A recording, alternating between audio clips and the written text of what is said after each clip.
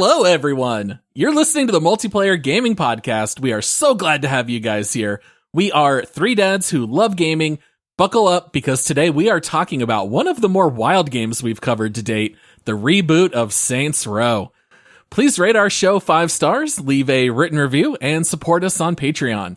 Not only will you be helping the show, keeping it running, but you'll also get bonus Squadcast episodes.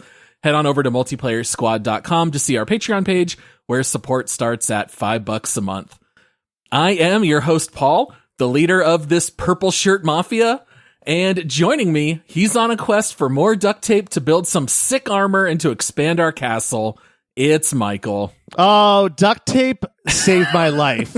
No joke. Duct tape is the single greatest invention by man. It's even better than sliced bread. If man invented that, I don't know. Maybe God did. Who knows? But thank you. I am honored to represent duct tape on Team Duct Tape today. And joining us, we had him at Murder Circus. It's Josh. Oh, yeah, I was going to say, like, maybe I'll be Kev, but I don't have the abs for that either. So that's a good one. I like it. Oh, man. Saints Row reboot. All right. This is going to be an interesting episode. Before we hop on into Saints Row, Josh, you got a couple of reviews people have left our show? Oh, the reviews are pouring in like crazy. I love it. Such a happy Josh. Yeah, I am, man. And if you haven't left us a review yet, please go and leave us a review. We read a few of them on the show as often as we can. If you are not on Apple Podcasts, chances are you're on Spotify. You can leave us a 5-star rating there. It really helps the show. If you like what you hear, it's honestly one of the best ways to just say, hey, thanks. It helps us out immensely. So I'm going to read a couple because these are both great, and I know we got a lot to cover today. This first one comes in from Rogue Zone, and it's titled Amazing. And it says, I started myself a YouTube channel, which is Rogue Zone. When I started wanting to do YouTube, I wanted to find a podcast to give me ideas of what games to play and how to be comfortable just talking and doing what I love. I found this podcast, and I absolutely love this one. All-time favorite, and this is the best podcast I have ever found. I've been listening for almost a year now, and I will be subscribing to the cast and want more. You guys are great, and I love how funny y'all are, too. Oh, that's so sweet. These reviews are so nice. They really are, man. They really are. Yeah, thank you so much. And honestly, like, just because you left us a review, everyone go check out Rogue Zone. I haven't checked it out myself, but, you know, he left us a review, so sure, it's worth a shout out. I did actually, I did go watch the channel and subscribed as well. So nice. Very nice. Yeah. All right. And then this next one comes in. I'm going to butcher this because it's Hoswevga. Hoswevga 1. Okay. I'm really sorry. I'm really sorry, Hoswevga. I know I just butchered that. But, and it says the most entertaining podcast. It says, hey guys, I usually listen to Spanish podcasts, but you guys are amazing, super funny. I've learned a lot about games through your guys' reviews. I hope you guys make some videos of you guys playing Magic the Gathering, as well as you guys are the best. Thanks. I listen to you while I work. Oh, very nice. The fact that, and this is what's really cool, is seeing reviews and having people hop in our Discord channel and just, you know, chat with us from all over the world is incredible to me. Yeah, like, really I don't know why I get such a kick when, like, we get reviews from other countries, or people are like, hey, you know, I'm from New Zealand, or I'm from India. I think literally we've had representation from just about like every country. Yeah, no, you know? Very happy. Josue, by the way, I believe is Joshua in Spanish. And Josue, más vale tarde que nunca. Thank you. I know Nunca is nothing, and I do not know the rest. I only took 4 semesters in college. I really hope you didn't just insult somebody, Michael. No, it's just like on listening to the podcast. You know, he said he just started listening, so it says better late than never. Oh, there you go. Very nice. Or you said something you shouldn't have said, but nobody else will know. Hope not. We'll know if we have the expletive symbol on the episode, and Apple reaches out and says we can't air your stuff anymore. Oh, man. All right. Well, I think we are all done with housekeeping. All right. So, guys, grab a rocket launcher and the closest car you can get your hands on. It's time to deep dive Saints Row. All right. Now, I did want to say here from the get-go that we are going to be sharing some spoilers from the very beginning of Saints Row, just by nature of having to talk about it. I think we'll just kind of leave the first 3 to 4 hours open to talk about anything in this game. And then later in the show, we will make sure to give you guys a major spoiler warning. And that's where we'll go into late game content, missions that we loved, things that were hilarious, things we wanted to share. And so just to let you guys know, we'll make sure to give you a major spoiler warning down the road. All right. Now, for anybody who is not terribly familiar with Saints Row, this is actually a series that goes all the way back to 2006. We had Saints Row 2, Saints Row the Third, and Saints Row 4. There was also a standalone expansion called Gat Out of Hell. And Saints Row 4, the last full game, released all the way back in 2013. So this is actually a 9-year gap since the last main entry when the series now got rebooted in August 22. Now, just a simple yes or no question for you guys. Did either of you guys play the original Saints Row games? I did not. Nope. No. Never played a minute of any of them. I own a copy because I was gifted a copy of Saints Row 2. It is still in the sealed package, which I feel, Steven, thank you for that. I love the gift. It's been 7 years. I haven't played it. Oh, very nice. I played the first 3 and I own 4, but I never actually played it. Now, with you guys not playing Saints Row, what's like your impression of what the Saints Row games were? Discount Grand Theft Auto. Yeah. But not really discounted. I honestly, I've seen videos, so although I've never played a single minute of any of them, I always knew that they were over the top like versions of Grand Theft Auto, but not as good quality as Grand Theft Auto. So like more insanity, but not as good. Yeah, just it's as like, expensive, but a poor man's version from gameplay. Yeah, it's like if Grand Theft Auto meets Fast and Furious. That's kind of what it is. Like this car is just gonna fly off an airplane. Why not? Why not have that happen? But yeah, that's about my thoughts as well. So, what's your guys' impression for why the series was rebooted? They were going downhill, weren't they? I know. We talked about this. I only know this because of you, Paul. So I'm gonna sound educated here, but I'm really not. So don't buy into it. But the series went so far off the rails with like fighting aliens and you become the president, but then you have to like. All I know is that it went so far beyond the realm of like just absurdity that there was nowhere else for them to go at that point. So they had no choice at all but to be like, hey, we got to start over somewhere. It went so big that if they made another one, it would have been a space game. And they're like, we can't do that. And they've already done it. They've already been in space. Oh, so man. Yeah, this game escalated so quickly. Saints Row 1 was almost a lot like the reboot. You get caught in the middle of like some gunfire and a couple of guys who are part of the Saints save you. So you join their gang and you try to take over the city. It's a little over the top for sure, but it's more or less grounded. And then by the time you hit Saints Row 4 and then Gat Out of Hell, I mean, they are making movies about Saints Row because you are so famous and popular. You are... you find out aliens are invading Earth. They destroy Earth while you're in space. You have to go back in time to restore Earth. Then you're playing with a Ouija board and Satan pulls you into hell and says you have to marry his daughter. And then you end up destroying Satan. So this is like where the Saints Row games went.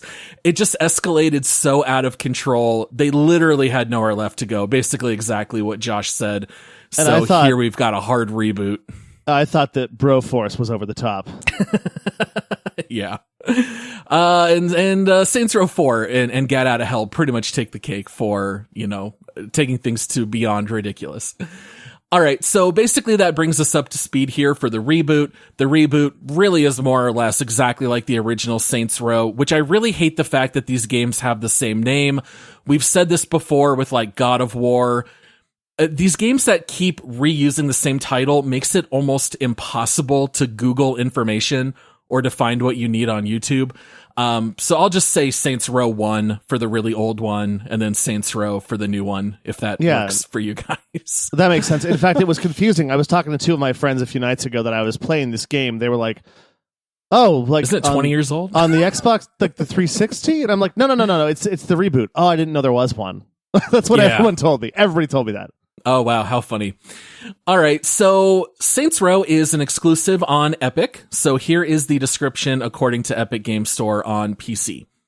As the future boss, along with Nina, Kevin, and Eli by your side, you'll form the Saints and take on Los Pinteros, the Idols, and Marshall as you build your empire across the streets of Santo Ileso and battle for control of the city. Ultimately, Saints Row is the story of a startup company. It's just that the business the Saints are in happens to be crime. Experience the biggest and best Saints Row playground ever created. The unique, sprawling world of Santo Ileso is the backdrop for a wild, larger-than-life sandbox of thrilling side hustles, criminal ventures, and blockbuster missions as you shoot, drive, and wingsuit your way to the top. All right, now we're going to switch things up a little bit here for this deep dive. Josh, can you tell us a little bit about the opening of the story and the overall goal of Saints Row?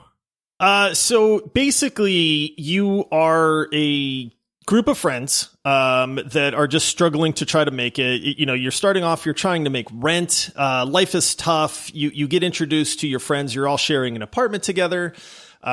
You are working for, as like the boss, the main character of the game, you are working for a security company, and it's like your first day on the job. And of course, you start to see a little bit of the over-the-topness of Saints Row right away because your first day on the job as this recruit for this security company called Marshall, you have to try to bring in this criminal called the Nuwali, and you wind up ultimately like jumping on top of this fantastical Avengers-looking spaceship and clinging to this with like one hand and bringing it down and making a name for yourself. And that kind of starts the whole game. You know, that's literally like the opening sequence of this game at that point. So you go home, you tell all your friends, hey, I had a crazy day. You then do a few missions for your boss and kind of make a name for yourself before things kind of fall apart a little bit. And now you're struggling to figure out how you're going to pay your bills. All of your friends are basically the same as you. Nobody's really got their act together until, lo and behold, you have this bright idea. Let's become a gang. Let's just start a criminal empire, guys. Get out your whiteboard. Get out your whiteboard. What do you need? A name and a logo. Don't forget. Yeah, I was going to say, don't forget the logo. Yeah.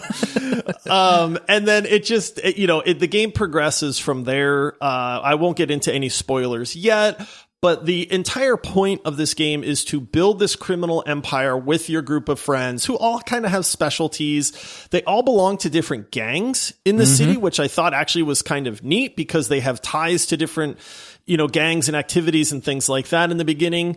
And then so that ties into the story a lot, is like you start your own empire and how you deal with those gangs and such. And then that's basically it. The game is just become a criminal and start this empire. Yeah, become the greatest criminal you can be. Yeah. I mean, that's essentially what it is. Take over the city by any means necessary, whether it's insurance fraud, selling drugs, transporting toxic waste barrels. Yeah. And you're ultimately, just to tie in the name of the game, because I never knew this, right, is that your gang is named the Saints. And so the game is Saints Row at that point. And like I said, for somebody that never played them, I didn't know where the name Saints Row came from. But if you were like me, there you go. And that's because your headquarters is in an abandoned church, which is also a callback to the original Saints Row, and that's where the Saints meet there. So that's kind of like where you get the name. I just kind of figured the first game was based in New Orleans. That's legitimately just what I thought. New Orleans Saints Row. Yeah. All right. And then, Michael, you want to tell us a little bit about gameplay and how the game actually works? I don't really know how to do this. It's a lot to tackle. So, this is not a Metroidvania. It is not. That totally is correct. It is an open world sandbox. So I will try to not make too many comparisons to Grand Theft Auto and that series in this, but it's going to be inevitable because it's a very similar type of game. You take a lot of missions. You have a whole bunch of things to do while you're driving around the city. You can blow up almost anything. You can wreck almost any car. You can shoot just about anybody that you want to shoot in the streets. When they die, you take their money. You amass an empire, that kind of stuff. So as far as the overall game and the story goes, essentially, about a few hours into the game, you unlock what's called the Empire board, and everything that you're looking to accomplish in the game is basically laid out on this map in front of you when you're at your headquarters. And you can just start a bunch of criminal ventures and do a whole bunch of things looking at that board, and all the things you do make you money and amass your fortune as you try to build the most super gang in the city. What's the city called again? I forget, but that city, the Dirt City. Santo Aliso. Yeah, very dirty, the Dirt City. Santo Aliso obviously means Dirt City in Spanish. There's some factions. There's the Marshals. There's some people called Pantera. There's Daft Punk. Also, as you're playing, he's not wrong. Okay, wait a minute. He's not wrong. That was really good because at first I was like, no, you said it wrong, Michael. And then the Daft Punk got me, man.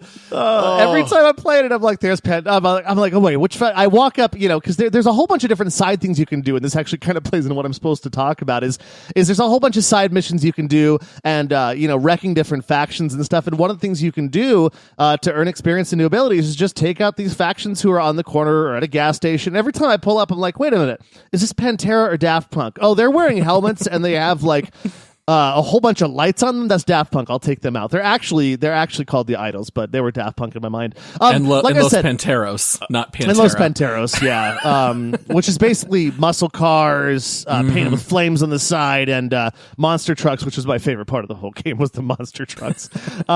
Anyways, I digress. But you also, pretty much everything in this game that you do earns you experience and new abilities. So almost anything in the game gives you rewards, car upgrades, abilities, just about anything you do. So the game truly rewards you for just playing it, because everything you do gives you, even if you sideswipe a car or you get in a head-on collision with a car, you're getting points for that you can spend on something. So that's really a lot of the gameplay. There's guns, there's cars, there's bicycles, there's boats, there's helicopters, no spaceships so far. At least I didn't play long enough. No aliens.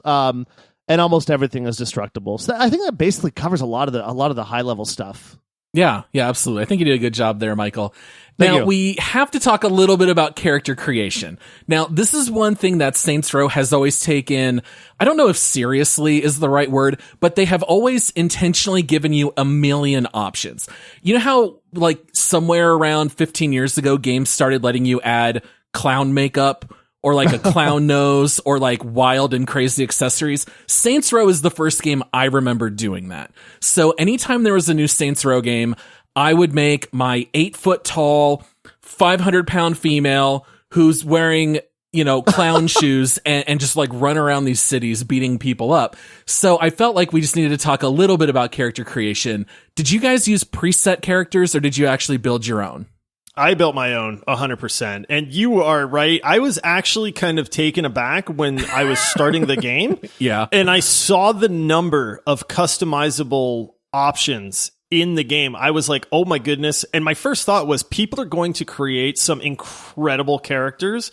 They're going to copy, kind of like we saw with like Elden Ring, where people are making Shrek and like all these other characters and stuff. Like, I feel like this is one of the best character creators in a game that I've seen in a long time. Yeah, and it was easy to use. I also created my own character. The one thing I can say is Josh's point, you can do anything. It's so layered, because at first you're just looking at, you see, okay, body, head, stance, voice, and then as you go into it, there's more options, shoulders, like knees, and toes. Yeah, but then you click on like face, and you're like, okay, eyebrows. Okay, I'll pick from some presets of eyebrows, and you click on eyebrows, and there's even more options like tilt, width, and it's like, oh my goodness, this is like how Bethesda does their stuff, when you can modify just about anything, except a million times more. That being said, I normally spend hours creating a character. I spent like 20 minutes on this one. I tried not to get too down the rabbit hole. Not too far in the weeds. Yeah. So not only can you build and create pretty wild characters, you can share them with the community. I don't know if you guys poked around at all. I grabbed a couple of screenshots that I want to show you guys of characters that people have made. So between the character creation and the clothing and the outfits that you can buy in the game, people have done an incredible job. So I'm going to share these with you guys, and I want you to take a look and tell me what you think about some of these creations. Oh, we got Heisenberg.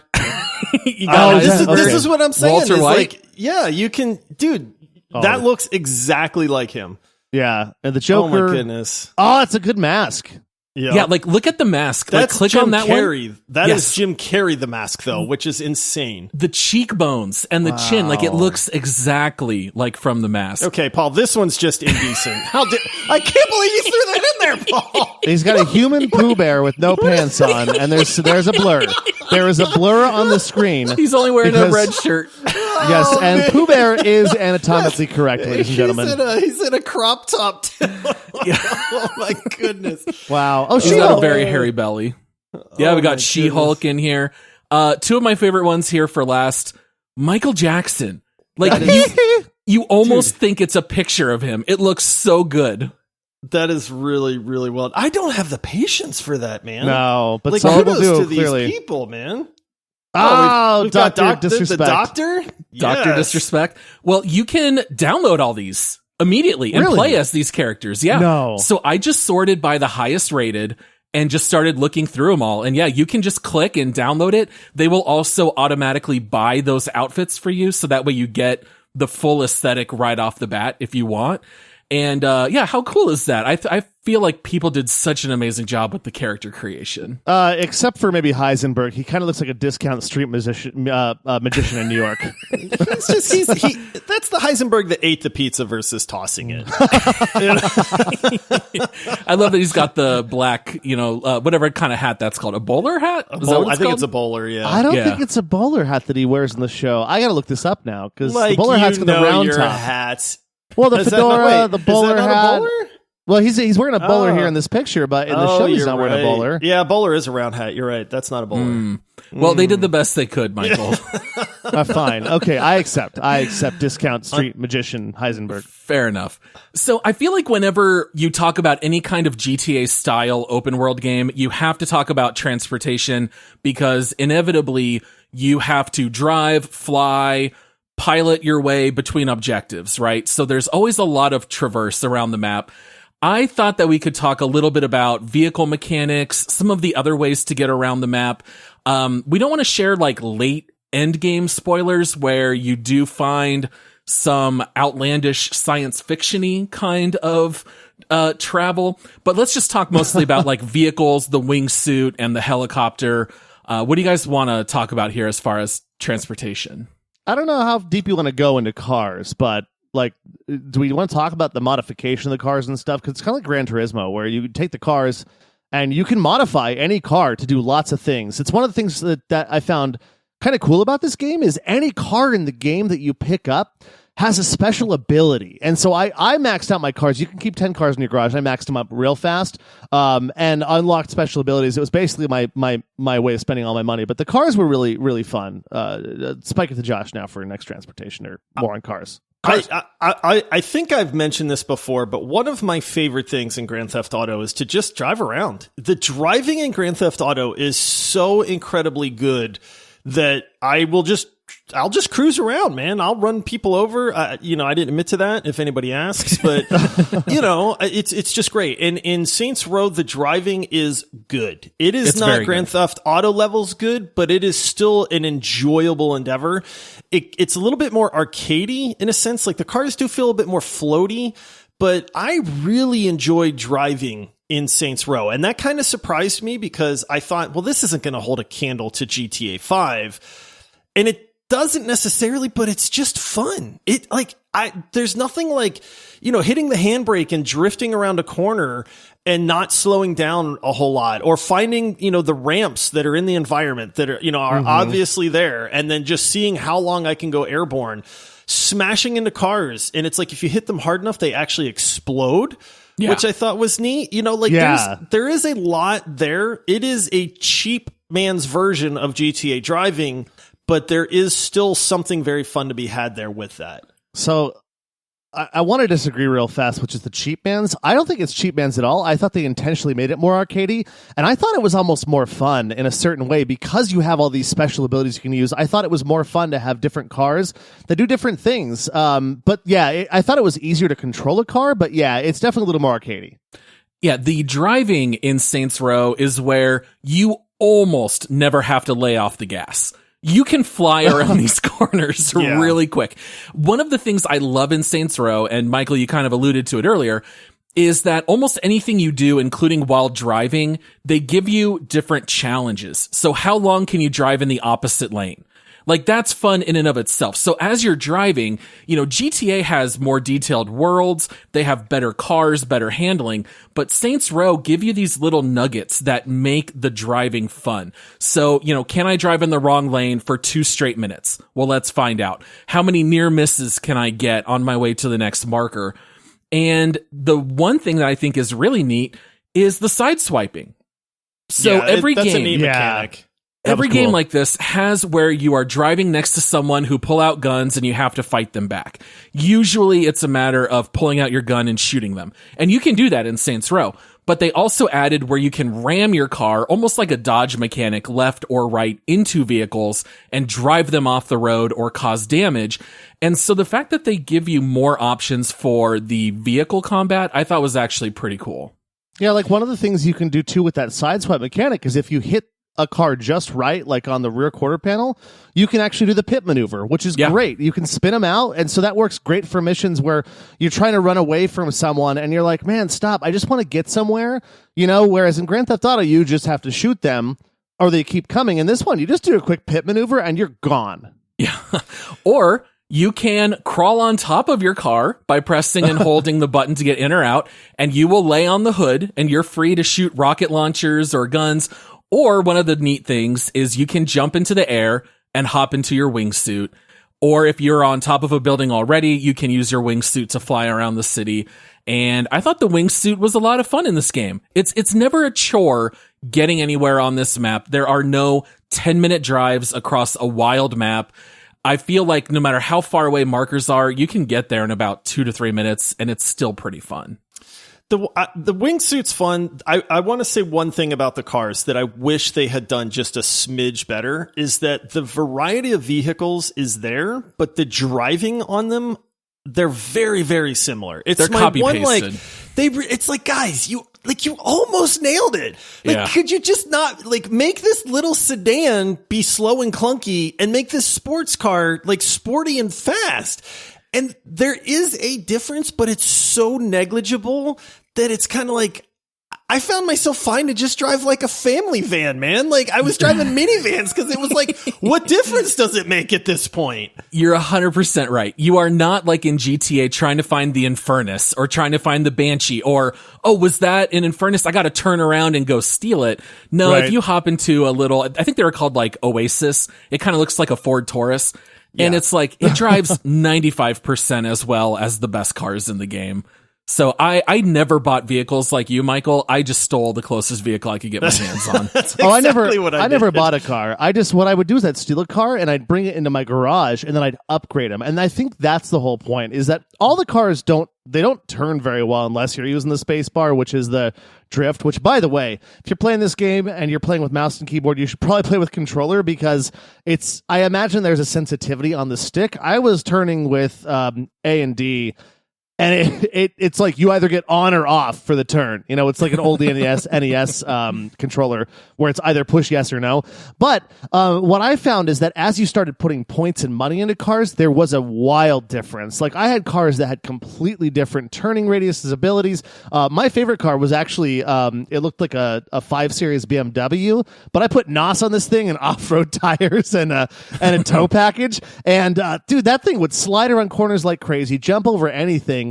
And I found that there was, but you're right though, if you're just driving around and stealing random vehicles, there's not a huge difference. But if you put the time and the investment into actually upgrading your cars, it makes a big difference.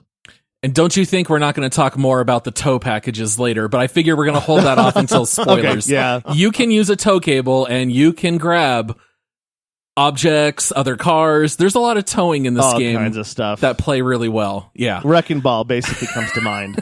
Yeah, or Fast 5. I was going to say Fast 5 is exactly what I thought of. Clearly inspired by Fast 5. Yeah.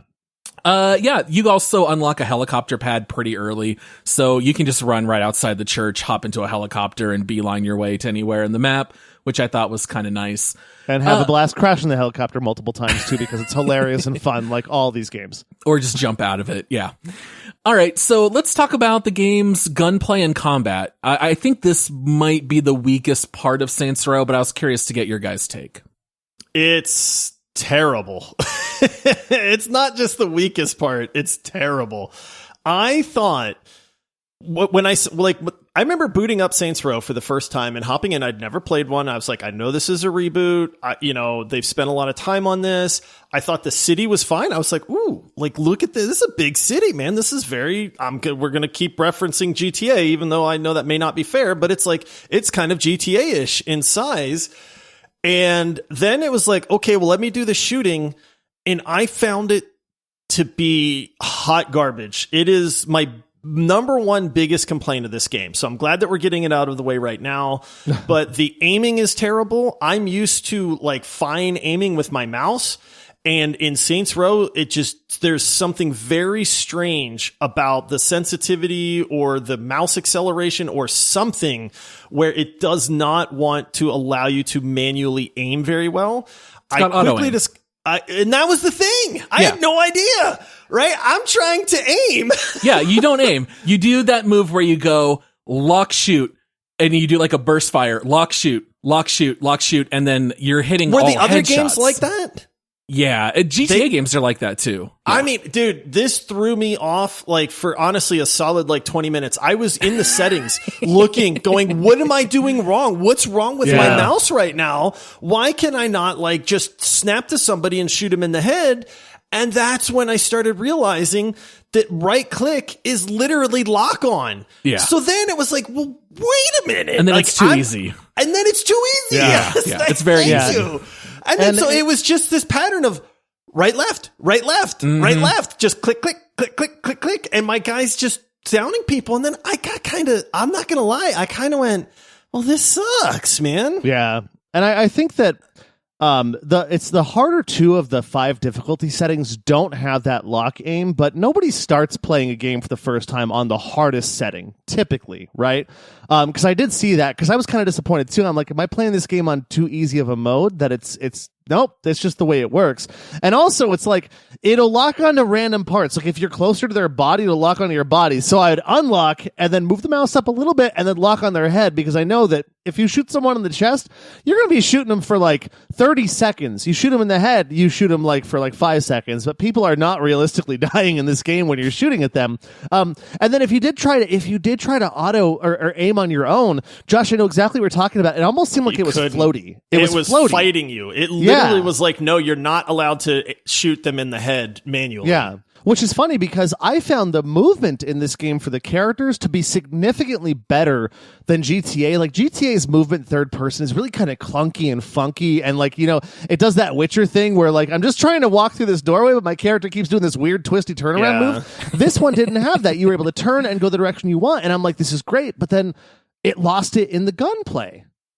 Yeah, the gunplay is definitely weak. However, they do make fun of the fact that the boss is so good at murdering people. So it's like the fact that the game is easy is almost built into the story. Like, your character literally says several times throughout the game that he's really good at murdering. Yeah. So this game is definitely not a hard challenge. This is a game that you play casually for fun. It's like a more casual GTA, and GTA games aren't terribly difficult either, but this one's even a little bit easier, but it's a little more over the top, kind of like just for fun. Now, the game does throw a fair amount of weapons at you. You've got melee weapons like sledgehammers. Sledgehammers. I want to know what a sledgehammer is. Stun batons, spiked bats. You've got pistols, SMGs, which I really hated. Rifles, shotguns, grenade and rocket launchers, snipers, and you do get some very special weapons late in the game, like a certain kind of football that we will cover later in the spoilers. And the game has no cover system. So, like, how would you guys describe the gunplay? Because you're kind of just running around in the open at all times. I think we just did. It's subpar. It's bad. Yeah. So to kind of delve just a little bit deeper on that, because I hate the aiming system, number one. But number two, I hate this system that all enemies take like 40 bullets to kill. Like everything in the game is just a bullet sponge, and it's okay in small doses, but there's multiple sequences in the game where fighting your way into something or out of something means you have to wade through like 50 to like 70 bad guys. Yeah, it can be a lot. And there's no cover. So, and there's no healing in the fighting in this game except for a takedown, which is where you do like they're cool. I like them. I think they're neat. But an animation where you basically just murder somebody in some fantastical way, and then that gives you your health back. So the issue that I found is you can't really take cover. You're wading into 30 enemies at a time. You're unloading magazine after magazine into these characters. And you're getting shot the whole time. So it was almost like a timer. It was like, am I going to be able to kill enough guys fast enough to get the takedown so that I can heal? Or am I just going to take enough chip damage that I ultimately die before that happens? And did you ever upgrade your weapons? It's very easy to miss that you can do that in the game. I'll be honest. I didn't even know you could upgrade your cars. Michael was talking about upgrading his this cars. This game has a lot of stuff. It does, but see, that's not my thing. Like for me, I could it kind of goes like with cosmetics with you and me, Paul. Like I don't care about, unless I'm playing a racing game, I don't care about upgrading my cars. And unless I'm playing like Call of Duty or something, I don't really care about like my weapon attachments and stuff like that. I just rather find a new weapon to use at that point, And so it's like I did get some really good weapons and the time to kill did go down. It's the whole system as a whole that I have an issue with in that regard, because it's a very large part of the game that I found to be thoroughly unenjoyable.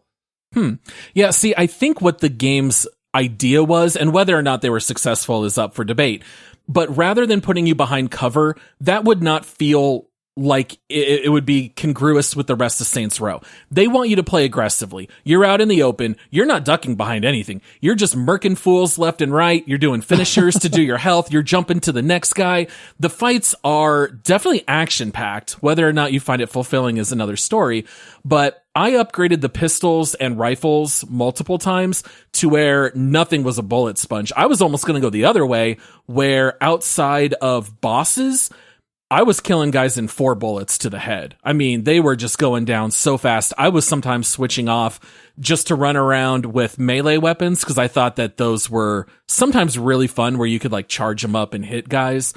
But this game has just so many mechanics. I feel like it would be so easy to miss out on an awful lot in that regard.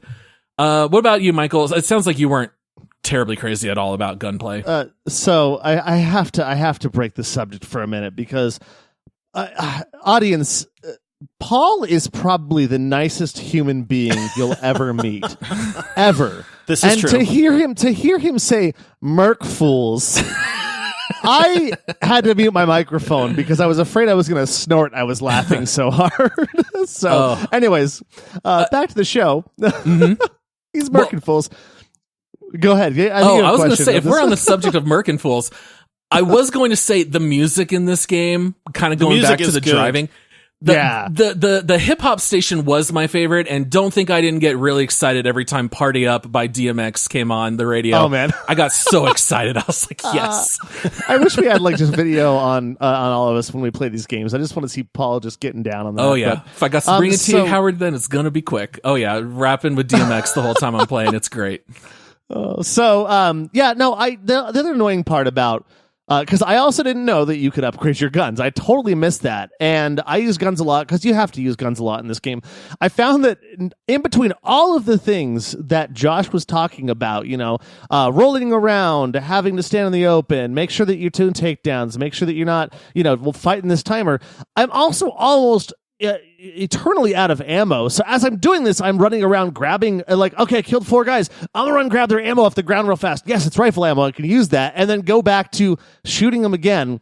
And then every once in a while, one of them would just come up behind you because you don't see them and they'd kick you down. You got to mash the control button, stand back up. And then it takes ungodly long. It takes 3 seconds to get off the ground, which seems like forever when you're getting shot by 50 people. I didn't mind it as much as Josh did, but it wasn't. It just seems like it could have been fleshed out a little bit better, and there could have been a little bit more logic applied to this. Okay, I get your point, Paul, that we're going to go in and just merc fools all day long. I can't even say it with a straight face. But at the same point, I know it's arcadey, but it makes more sense to. You put so much into this game, like the cars and stuff and the game, the world, and just put a little bit more time into making the gunplay a little bit better since it's such a big part of the game. It's a huge part of the game. Yeah, arguably it's not any improvement over GTA 5, which is so old. You would think that there would be some kind of improvement with these open world shooters. Yeah. But in any case, since we're about halfway through the episode, we're going to go ahead and take a short break, and we will be right back. All right, guys, we are back. I know that this isn't exactly the most exciting topic to talk about, but I feel like one of the biggest criticisms about Saints Row was from a technical aspect. So I was curious to know if you guys encountered a lot of bugs. I had more than a few. Did you? What'd you have? So very beginning of the game, I had a bug where my character would randomly change outfits, like not as part of the game. Okay, so it's the very opening scene that Josh was talking about, where I'm jumping on top of this flying like Avengers, like hella plane, like a Harrier jet or whatever, and I'm wearing my full on combat armor that the marshals give you. And then a cutscene happens, and I'm wearing like a jacket and a cowboy hat and boots, and it just makes no sense at all. That's a feature. Yeah, and it was right. And it was. Is that actually a feature? Is that not a bug? No. Okay, I was like, that was weird because she changed. My character was. I played a female. It's like my character went to a country club. I don't know what's going on here. Right, and then it just changed back at the end of the scene as well. The cutscene, she's magically back in her combat. Man, she just changes fast. The other thing is, I walked out of the church more than a couple of times, and normally there's a couple cars parked out front, and I would walk out there, and there's in front of my church or my house, there's 50 of my exact car just sprinkled everywhere. Really? Oh, that's hilarious. Yeah, you had that too, like, Josh? which one do I get into? All of them. I was gonna say, I know, like this game, a lot of people were talking about how buggy the release of this game was. I had no bugs. I had none. Zero. At all. The only bug, and it made me chuckle, was what Michael said. Now, I didn't have 50 of them, but I had like 6 copies of the main truck that you start the game with just parked out front. Wow. And I could literally get into any of the 6 of them. And it was like, why do I have so many trucks right here? Like, what's going on? You know? And then that was, I had no bugs. So the complaint about it being buggy, I don't know if that was maybe pre-day one patch or what, but none for me. It was better than I was expecting, for sure. It was small stuff. I was expecting a hot mess, and it wasn't a hot mess. Yeah, I don't know if there was like a last minute patch or something, because I tried to avoid everything I could until I beat the game. And then I hopped on YouTube, and I was seeing people walk into chairs, and then the chair would damage them and they would die. I saw people fall through the floor of the whole earth and just keep falling forever. I saw where one guy said his money randomly went to 0. There were like all kinds of bugs like that. That's called getting robbed. Again, that might be a feature to Saints Row. Right. Yeah, I saw 0 bugs, and normally that bites me the worst. Like when we all got Cyberpunk, I was posting pictures left and right of all the bugs I had. So I was very pleasantly surprised for once. I did not have any, not even the 6 copies of your truck out front. Yeah. The only thing that I would say also in addition that I just, it's not really a bug, it's just annoying, so I'll cover it now real fast, is when you're going to do character creation and you're going to do this many cutscenes, every single time that I make a character, like it looked like Skeletor when they finally started talking, all of the characters around me, like your companions, I know Kevin's one of them, I forget the other 2 names, they look great. Like the Nina mesh and stuff is great. Yeah, Mina and Eli, those people, they look great, they're talking, they look all natural, but if you create a custom character, like your character, like the mouth is weird looking, the eyes are weird looking, and like they look normal when they're walking around, but when they're actually moving and talking, it's just strange looking, so kind of funky. And if you've got a giant, 5-gallon bucket hat, or if you're 8 feet tall, like things are going to clip through walls and doorways. Yeah, stuff like I that was wearing a taco happens. hat for a while, by the way, which was great. Nice. All right. Well, this is where we're going to get into spoiler territory. So let's talk about missions, funny moments, late game unlocks, criminal ventures. I definitely want to get into some of those. So if you want to avoid all spoilers at this point, go ahead and jump forward 11 minutes and 28 seconds. I don't know why that kills me every time, because when I go back later and fill that in, it sounds so stupid. But I always want that when I listen to podcasts. I'm like, I don't know how far to jump. And if I jump too little, you end up hearing things. So hopefully it'll actually serve some people. It might, you can edit this out, but it might be better to just say jump to the timestamp, because on most podcast apps, you're just scrubbing through the time bar. But it's not the same if you have no ads. Ad free, you can't do that. Oh, right. See, this is why you're the smart one, Paul. Yeah. And we're leaving this in the episode. Oh man, he leaves it in just because. Paul we don't 100% leave this in. We try not to compliment Paul, and when it happens, man, this is what happens. He lords over us. And for the record, we never cut anything out of our episodes. Whatever we say, we record in one take, and it all goes in there unless we talk over each other. I might take, one of us out so you can actually hear what we say, but no, whatever we say goes. So let's talk about spoilers. What do you guys want to talk about first? Okay, we gotta hit the good stuff. We gotta talk about the LARP quest. Yes. Josh, dude, I want a whole game of nothing but this storyline. It was so good. This was my favorite part of this entire game. I'm not going to lie.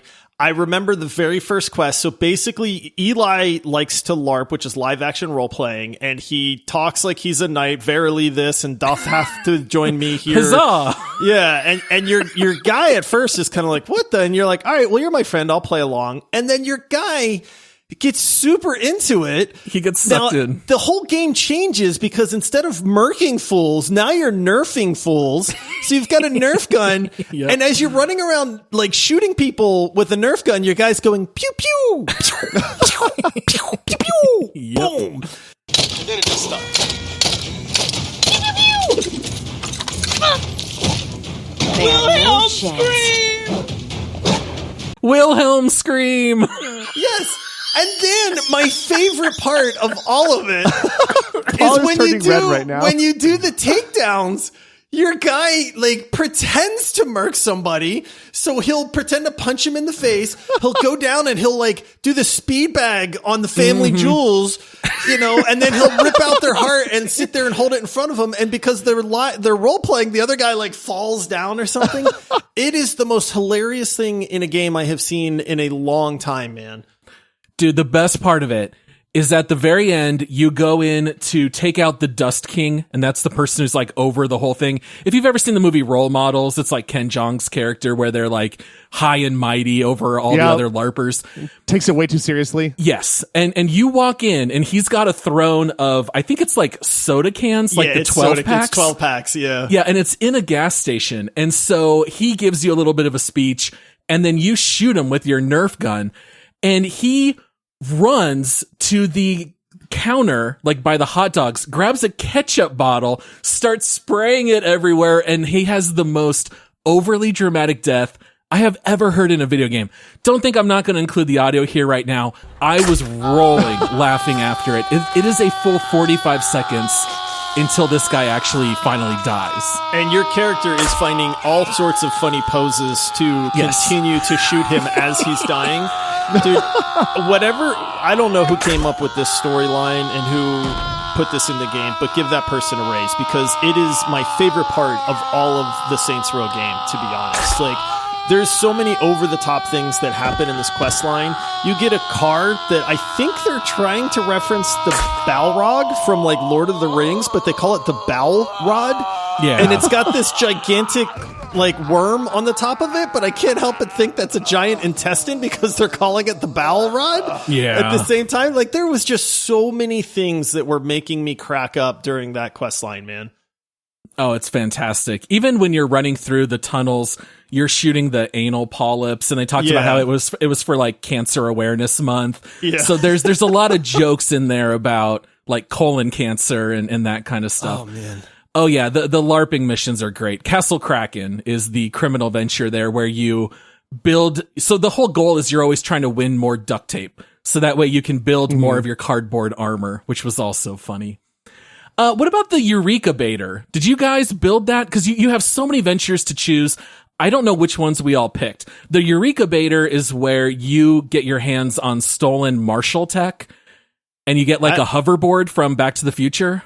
Oh, I did not do that one at all. Oh, I need to do No? that one though. That sounds incredible. Okay. So this is a great one. They tell you we keep stealing these boxes, but we gotta calibrate and test these things, and we want you to do it. So they give you a hoverboard, and it plays great. And they tell you, okay, so go ahead and take it over the water to shore. And you're like, oh, this thing works on water? And they're like, well, of course, that thing's got power. So there's like all these Back to the Future quotes. And then basically you then get a shield that you can use for the rest of the game, where it draws a giant like curtain in the air, but it lets you see through buildings, and you can shoot people that are through walls or through buildings, which is kind of neat. But then the last one was my favorite. It was called the Thrust Buster, and it's a football that's a sticky grenade.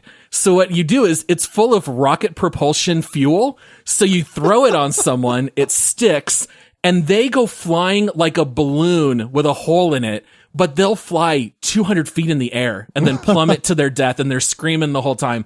And so I was just chucking these footballs at everybody, sending them to the moon, and it was just cracking me up the whole time. So if you pick like certain ventures, some of them are fantastic, like the Eureka Baiter. Some of them are really dull, like the repo business, where you just go find a car and you drive it back. Like that was kind of boring. I did the Toxic Barrels one because I thought it sounded funny initially, where it's like, you're just disposing of toxic waste right in the middle of the city. Yeah. And it's You're radioactive. disposing. It's just a pool. Yeah. And so I was like, well, this sounds fun, but then it's really just trying to drive this slow truck through the city without crashing into anything. Yeah. I thought it was hate going to be that. fun, and then it just kind of became a little bit mundane, to be honest with you.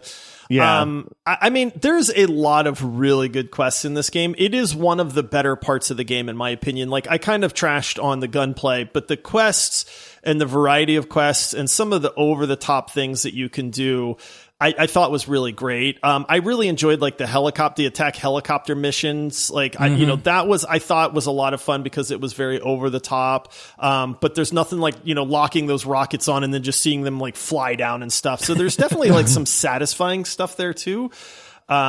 It's just, the problem is they ruined me with the Castle Kraken and like the LARP mission. Like that set the bar so high that there was really nothing else that was like, oh, well, this is a close second. Because everything you do from there, you're setting it against that bar that's been set, or holding it against that. Exactly. I had some fun creating a drug empire out of taco trucks, which was great. And I got a nice taco hat. Yeah, and I think that in that case, like, I think I made it more fun because the whole time I'm thinking, well, insert RV instead of taco truck, and I'm basically Heisenberg. So every time I did one of those missions, I would completely change my character's outfit into something unrecognizable, go steal the truck, and then just change afterwards, which I think I made it more fun than it really was. But it's kind of cool that it does kind of play into the fact that you do have a lot of options, which I do like about the game, is that there's so many different ways you can make money and so many different ventures. And I clearly haven't scratched the surface on many of them because I didn't ever experience the sticky football one that Paul was talking about. I also didn't know you could upgrade guns. So, there's a lot more to play. There's a lot. I also wanted to talk about Boot Hill. Now, you may not remember that's what it's called, but this is the part of the main story when you realize that you're building your empire, but you have to raise more awareness. And that's when they tell you, oh, yes, why don't you participate in Boot Hill? It's kind of like Fight Club, except it's streamed online, and it's all I call these it the guys. murder circus. That's why I Yes. couldn't think of it. I'm like, Boot Hill. I'm like, what the murder circus, man? And that's what Eli says. Eli jumps in and goes, Fight Club? More like murder circus. Yeah. And so then Kevin is like, yeah, if we participate, everyone's going to see us. They're going to know we're the real deal. And he's almost like trying to talk the boss into it. I don't know. You're the one who have to do this. What do you think? Y'all had me at Murder Circus. Y'all had me at Murder Circus. Yeah. And so then you get to play basically in a real life battle royale. I mean, that's really all it is on like this abandoned island. And you are just running around killing everybody. That mission, I did laugh quite a bit as well. The mission also pays you a lot of money that you can use to upgrade cars. There's Or a lot weapons. of funny ones. The insurance fraud venture I thought was pretty funny. Like Yeah. Paul, you and I worked in the insurance field for a little while. Like showing yourself in front of cars to make Yep. money was Yeah. pretty funny as well. And Like, that goes this all the way game's just- back to the first Saints Row. You could do that as well. Throw Yeah, yourself see, in I front didn't of know cars. that either. Yeah. But I thought, like, when that came up, I was like, wait, I have to get hit by cars? like, really? Okay. Oh man, it's too funny. Anything else you guys want to talk about spoiler wise? I got one last thing. I also really enjoyed the mission where there is a wanted app. So basically, if you ever need to like kill or capture someone, you can just pay and put them on this wanted app.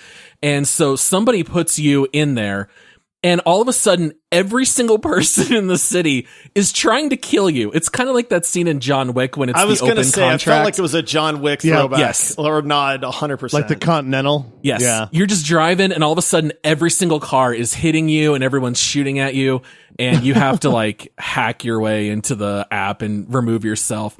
But that's just kind of like just a small picture of what this game is like. Oh, you also use the tow cable to grab the porta last potty. idol. Yes, in the porta potty. I Yeah. thought the porta potty one was really funny. You're trying to get information from one of the rival gang members, and he's in a porta potty. Yeah. and so you attach the tow cable to that, and then you basically have to just swing him around in that porta potty until he gets tired of getting pooped on, I guess, and finally tells you where somebody's at.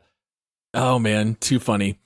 All right. Well, now that we're done with spoilers here, that is a little bit about the game from our perspective. Josh, you got some community reviews people have left? I do. We normally go to Steam on this, but this game is exclusive to the Epic Games Store if you're playing it on PC. And even though Epic Games did recently start a kind of review system, you're not allowed to actually write a review.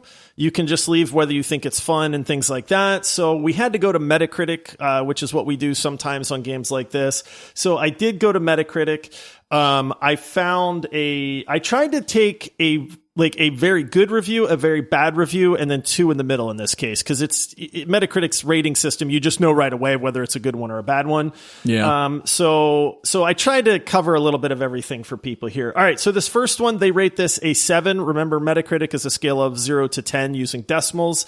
This one is a 7, and it says, it's not terrible. It's not great, but it is enjoyable. My only faults would be enemy sponges and gunplay is bad, but it's nothing that can't be fixed. Enjoyable sandbox exploration, serious with a touch of stupid. It's a reboot, not a remake. Not sure if half the reviewers even played it, to be honest. I basically completely agree with everything that's in there. Yeah. It's not great. It is far from bad. I found it to be thoroughly enjoyable. It's cringy at times. Some of the storyline is really bad and stupid. I totally get that. But I think it's a straight solid 7. I'd maybe even bump it slightly higher, but I think that's very fair. All right, so this next one, they rated a 5, and it says, Saints Row was never going to please anyone. Its tone is consistently inconsistent. Its characters are one-dimensional, and the gameplay is from 2010. What Saints Row needed was a drastic makeover, drenched in purple with a reimagining of the old characters people loved. Get Out of Town... Or Get Out of Hell, sorry, I read that wrong, provided a good ending to recreate Saints Row from scratch, but the devs missed that opportunity. Despite all that, the game is competent, just sadly very boring and dated with a huge lack of identity. I think that's also very fair. It's It's a little harsh, but It's fair but harsh. I feel like the other one was Yeah. fair but beneficial, and then this one was fair but harsh. And then we're going to get into a I beneficial agree and a with that. harsh. So that's why I kind of tried to run the gamut here. go Okay. soft with us at first, then just Yeah, really hit us. well, this Yeah. one's going to hurt, so strap in.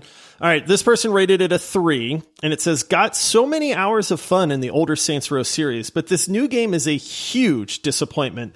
Dead gameplay, flat characters, as well as a flat story. And even the old Saints Row games weren't about the story, and they still have a more meaningful lore with fun and crazy ideas. This game has not any of them. I can't recommend this game even if bugs are fixed. This is not a Saints Row game. Sad to see a game dev team kill a game like this. Okay. I mean, I think a lot of people will probably say that. I mean, every Yeah. Saints Row game plays a little bit different.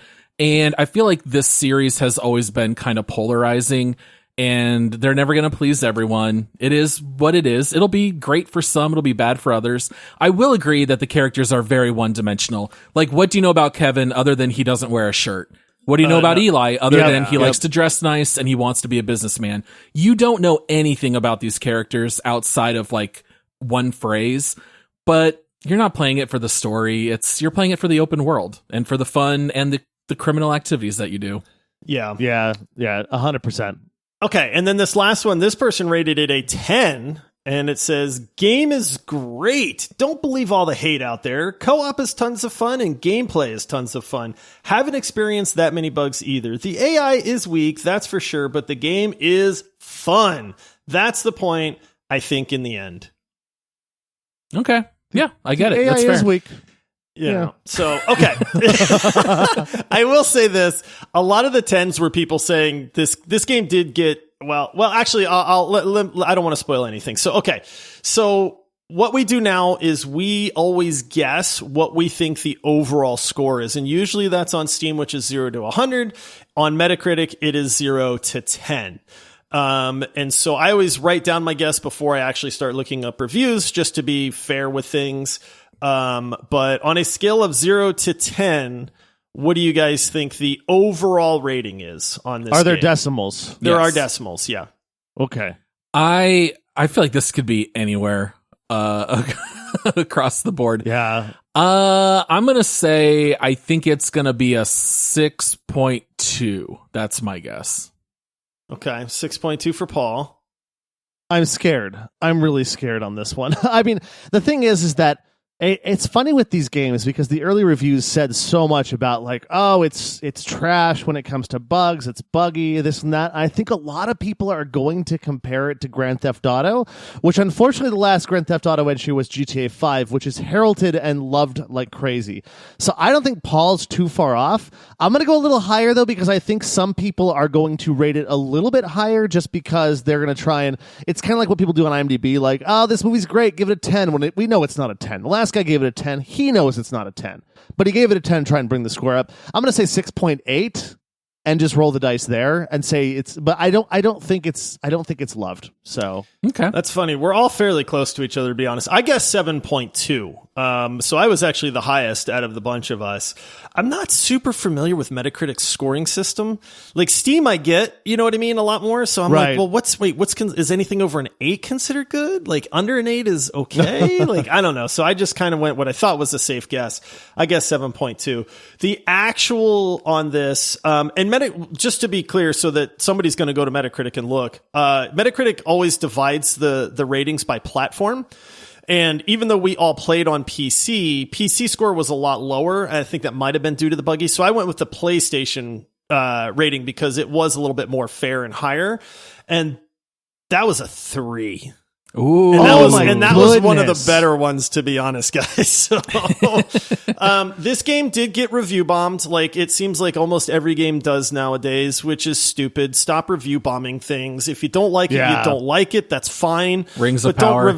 Don't review bomb it. Yeah, I Right. mean, you know, just if you don't like it, that's okay. But you don't review bomb something just because. But then what we're seeing is like every good like 10 was basically like, I thought this game was average, but I'm giving it a 10 to counteract some of the review bombings. Yeah. So basically ratings that we all rely on mean nothing anymore. So, So what was the rating on PC? I'm pulling 2.6. 2.6. Yuck. Yeah. To be fair, it's kind of a small sample size. There's only 396 ratings. I mean, so that's you're true. pulling out kind of the trolls who are going to review bomb it. You are.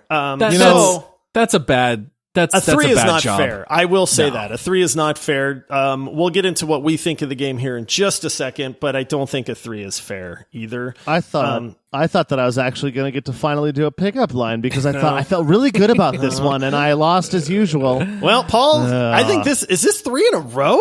3 in a row. That's a 3 in pattern. a row. Oh man, Michael, we got to up our game the next one. I would say he was cheating, but he guessed a 6.2, Yeah. which was way off. Yeah, I was know. way off. I would never accuse Paul of cheating, by the way. All right, Paul. Well, bring us into this next segment, buddy. All right, let's hit that music. Hey there, Nina. Can I have your picture so I can show Santa what I want for Christmas? All right, this is Make Love, Marry, or Murder. This is where all three of us give this game our individual rating. Is this game marriage material? You should pick it up. Highly recommended. You can have a lot of fun, get a lot of hours out of it. Is it make love potential, where it's kind of on the border? Maybe you should buy it, maybe not. Maybe wait for Steam sale. Maybe play it for a couple hours and then drop it. Or is it murder material? Are you gonna take it to the murder circus? So, Nice. Michael, I feel like I have zero take on what you would give it here. I'm very curious to find out. It's funny. I can probably guess both of yours. I should write them down. Mine is, here's the thing about the game, right? Aside from the fact that my character looks like she was talking like a bunch of marbles moving around under pizza dough, the overall, the visuals of the game were really good. I liked the game as far as the Grand Theft Auto-esque of it, if you will. Like, it was fun to steal cars. It was fun to joyride. I did put a lot more time into a lot of side stuff. Like, the main story was fine. My issue with the main story, we already kind of brought up. I did not give two poops about these characters. Like, even 5-6 hours in the game, I'm like, am I going to learn anything that gets me to actually kind of buy into that? And I'm like, okay, at least now we know that we're just trying to make an empire out of crime. That gives me something. Before that, I did not care at all about the story in this game, and I'm very story driven. So immediately, marrying this game is out because I care too much about the story. That being said, I don't think it was terrible. I'm going to make love to the game because the one thing that I really did like about the game is granted that it's $60, right? It's a flagship priced game, which is rough, but I think you can get a couple 100 hours of fun out of this game, to be honest with you, because there's so much stuff to do. I really thoroughly enjoyed just driving, looking on my map and being like, I can do something on the minimap right here. And sometimes it was more stuff than I thought I was going to buy off the chew. I had some fun with, just kind of roaming around and doing stuff. Beating up Pantera and killing some Daft Punk was a lot of fun with it. So I think it's worth checking out. That being said, it's hard to stomach at a $60 price tag. I just can't murder it because I had fun. I really did. So it's a long-term girlfriend that's not quite marriage material, but you're going to stick with them for a very long time and not be completely happy. Is that kind of... I didn't say I was going to play this game for 200 hours. I will probably go back to it from time to time. I think it's closer to murder than it is to marry for me, to be honest with you. It's in the middle bottom-ish. And that's pretty harsh coming from Michael. I was going to say, the lover of all games. I feel like that's the worst rating Michael's ever given the game. I will tell you though, if I would have stopped playing less than 5 hours in, I would have murdered this game. Like the first 5 hours, I was like, I do not care about the characters. I'm going through mission, and the first 5 hours, it's very linear on the missions you do. It's one mission, next mission. The game opens up like 5 or 6 hours in, and then we're like, oh, I have lots of things I can do. Before that, you can aimlessly steal cars and blow them up and stuff, but there's no point to it. What about you, Josh? I'm a little torn on this one, to be honest. I've actually been really waffling back and forth on what I think my rating on this game is. This game has some very enjoyable moments. I love the LARP mission. I think that's a phenomenal... I'll remember that mission for a very long time. There are very good moments in this game. I found myself actually enjoying having fun, laughing, and thinking like, hey, this is great. The problem for me is that a few enjoyable moments does not a game make. And I found that more often than not, I was despising the gunplay. I found that to be very just mundane. It was not enjoyable at all to me.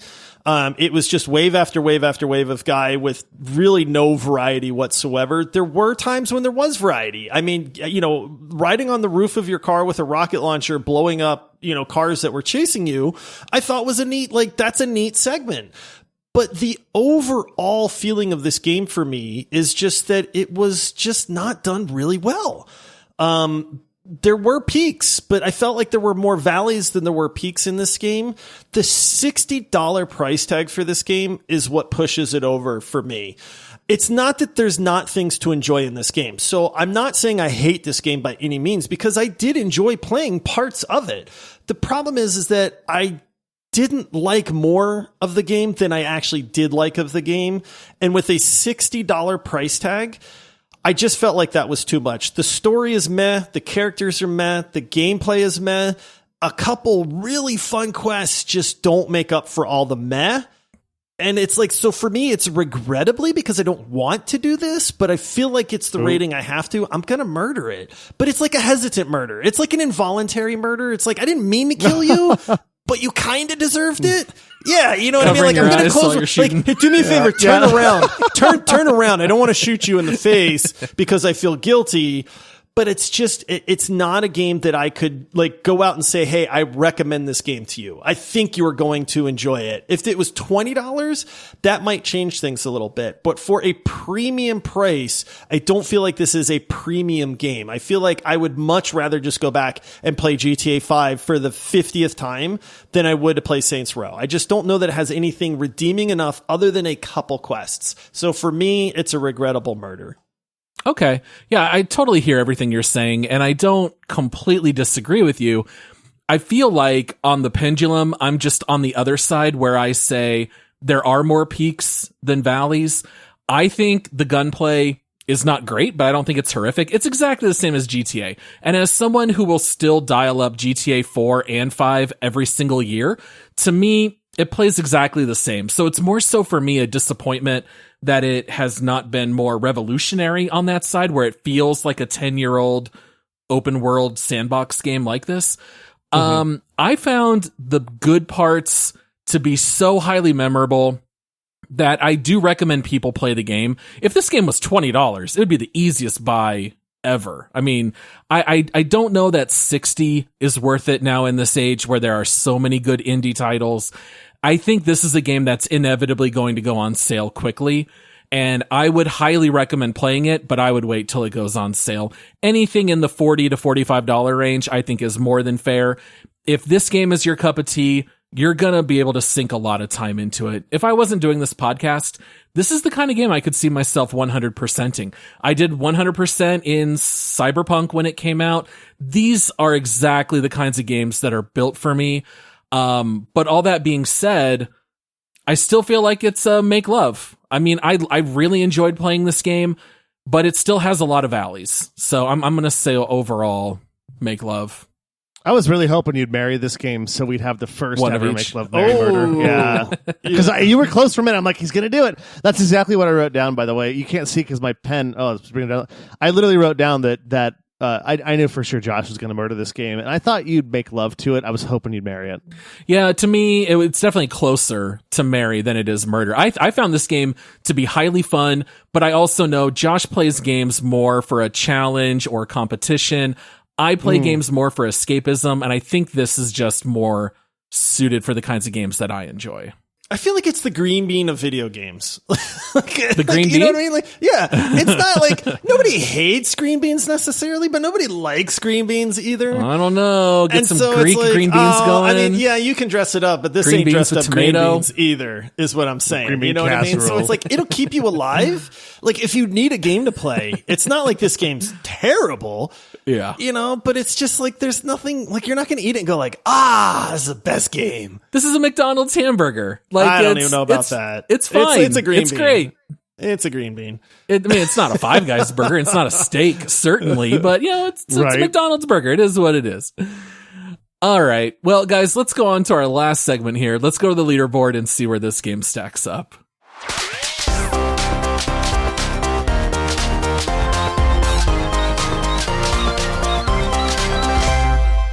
All right. Michael, you want to tell the people about our leaderboard and where they can find it?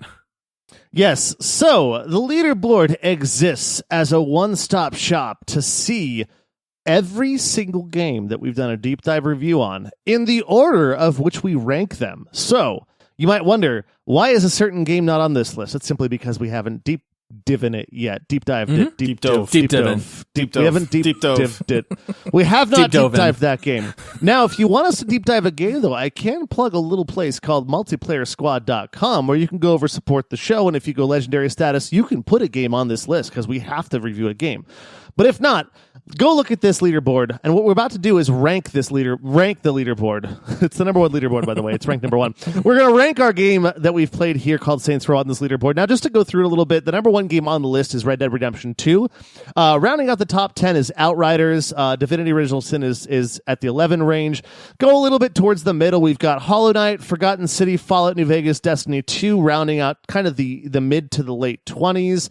And then all the way down at the bottom, we have Overcooked 2 because it is horrendously frustrating, and Battlefield 2042 because it's a horrible game.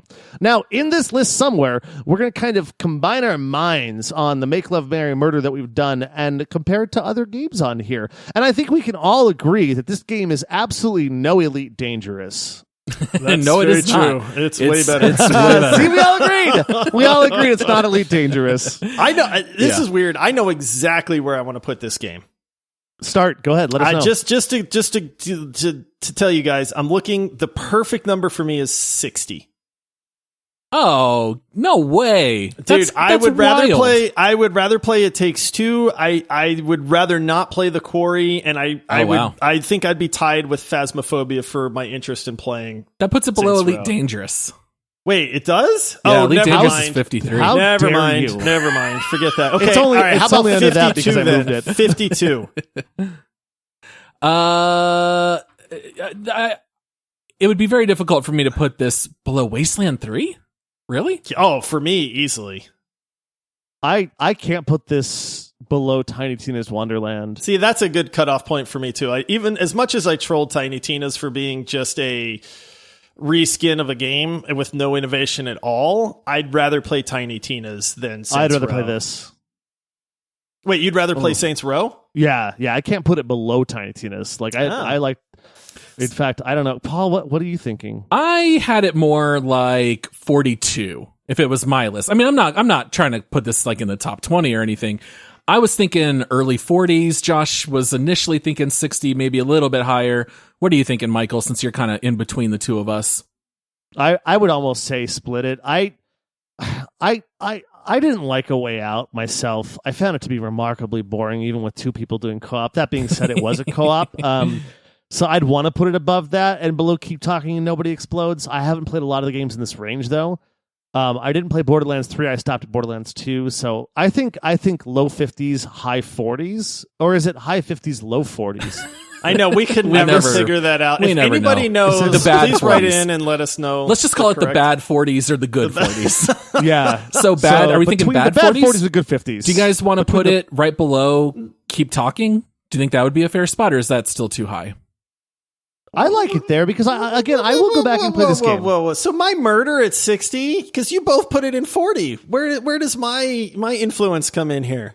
This is why it's not 40 and it's down in the bad 40s. This is true.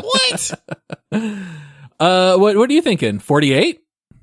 I think Deathloop's a better game by far. And we Oh, weren't crazy that's- about Deathloop, no. dude. But at least it's a better video game. Oh, it's way better than Deathloop. All right, well, we just got to plug it somewhere. I doth protest, man. 47. I think I'm Borderlands good. 3 is way more fun than this game is. All right, 49. Okay, deal. All right. That's how you make a deal. It didn't take much. I just wanted a little bit. Just end this it's in segment. this- We'll throw in a car Yeah, freshener. right. Okay, sounds good. Oh, we'll give you 1 year of free car washes. All right. sold. All right. All right, we will lock it in at 49, keeping it below Borderlands 3 and Little Nightmares 2, but keeping it above Deathloop, Wasteland 3, and Tiny Tina's Wonderlands, and most importantly, keeping it above Elite Dangerous. That's really the how dare you. most important Yeah. thing. You know what that felt like to me when we just did? It feels like when you're searching for a movie on your whatever your movie TV? You're on your TV? This happens once an episode. I almost made it You through the didn't. episode without doing this. I almost made it. I was almost there. You're on your TV or whatever you watch your movies on, and you're searching and you're like, oh, it's on Showtime. And then you're like, oh, I can get Showtime for 7 days for free. And then right afterwards, you're like, I forgot. It's day 8. I was charged for this. And then you feel bad about it. That's how I feel about ranking this. I'm just like, I feel bad about it, but okay about it. Eh. Well, you know what? In hindsight, down the road, we'll always do another leaderboard review and Yeah. we'll see where it ends up. So yeah, if you want to see the full rankings, you can go to multiplayerpodcast.com. It's right on the main page. Just scroll down a little bit. And anytime people ask us, like, what games should we pick up? A lot of times we say, hey, go check out the leaderboard. If it's anything in the top 20, that's a really highly recommend part of the leaderboard. So you can go check that out. And then, guys, do you want to tell the people what our next deep dive will be? It's going to be Cyberpunk 2077. Take two. 2-year retrospect. We're going to cover it again. Well, you know, we covered it a long time ago. We covered it very shortly after it came out. The game has changed an awful lot, or at least I hope it has, because I was very hyped for it. They say that the game is fixed now, so we want to give it its due and actually give a good, fair review of it. I'm really hoping that it's better because I don't think I've ever been more hyped for a game. But yeah, we are going to do a review, and Michael's never played it. Which is nice. So this will be brand new for him. So you're going to get a fresh take on somebody that's playing the current version of it as well. But funny thing on that, if for anybody that's going, why are you doing Cyberpunk 2077? The highest played game on Steam right now is Cyberpunk 2077. The Phantom Liberty trailer did its job, man. Wow. Everybody's playing it again. It's too funny. Yeah. All right. And also just to let you guys know, we are going to be taking 1 week off of deep dives. So October 3rd, we will run back an older greatest hits episode. And that's just going to give us enough time. You can't knock out everything in Cyberpunk in 2 weeks. It's impossible. Right. Yeah. I mean, I think even the next month that I've got to play this game, I probably still have to play it 4 hours a day to get through it. Yeah. It's a lot of content for real. So yeah, we just want to thank everyone for listening. Once again, if you want to check out our Patreon page, it's multiplayersquad.com. Come follow us on socials on TikTok, Twitter, or Instagram at multiplayerpod. And come join us on Discord. Check out the link in the episode description. Don't you dare. Did you say TikTok, Paul? I said TikTok. Michael's, Wait, are you saying we have content on TikTok now? We have TikToks up and Oh live. man, go check us out on TikTok. Make sure I'm sure there's content going up all the time there. So far, there's been a thing that went up with an episode. So yes, there is content. By the time you listen to this episode, there's probably more content. There will be at least 3 TikToks on our account. There will be some TikToks coming, and there already are. Like, I figured it out, guys. Okay, let me level with you. I'm 40 years old. Okay, I've clicked on TikTok on accident one time because my friend sent me a video, and I thought it was an Instagram video, and I'm like, what is this? How do I? And I couldn't figure it out. But I posted something, and hey, you know what? Baby steps. An old dog can learn new tricks, ladies and gentlemen. Mostly gentlemen, because I know what our demographics are. Oh, goodness. So, yes, thank you to everyone out there for listening. We really appreciate all of your support. And we'll be back with a Twig episode on Thursday. Can't wait to talk to you guys then. Happy gaming. See you, chooms. I get so excited. Bye.